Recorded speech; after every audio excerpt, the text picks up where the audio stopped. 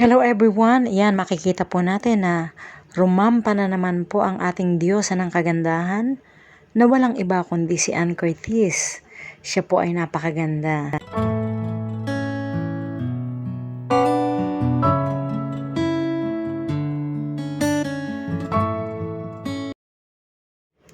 Nagkaroon po siya ng isang malaking pictorial at makikita po natin ang ganda po ng kanyang kulay, ng kanyang buhok. At napaka-blond po at bagay na bagay po talaga sa kanya. Sa lahat ng kuha at bawat anggulo, iba po talaga pag...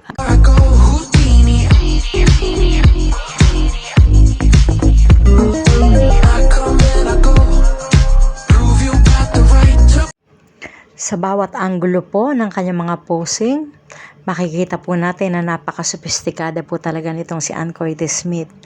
At talagang ibang klase po talaga kapag si Ann Curtis ang rumampa. At nakakatuwa po kasi bagay na bagay po talaga sa kanya ang kulay ng kanyang buhok. Si Ann Curtis Smith po ang isa sa mga hinahangaan sa atin po ng industriyang Pilipino kasi alam po natin na isa po si Ann Curtis na napakabait na tao. At si Ann Curtis po ang isang namumukod tangi na napaka down to earth. At kahit ano pa po talaga ang isuot na ibigay sa kanya ay talaga naman pong bumabagay po sa kanyang aura.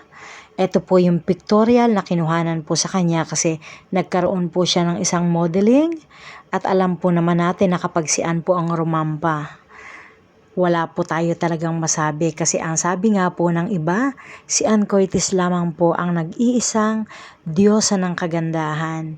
Kasi para po sa akin, talagang napakahusay po ni Ann Curtis. At kahit sino po ang magsabi, talagang napaka-friendly po talaga ni Ann Curtis. Kaya sana po suportahan po natin ang lahat po ng kanyang ini-endorse. At sana po suportahan po natin ang mga magiging pelikula ni Ann Curtis Smith.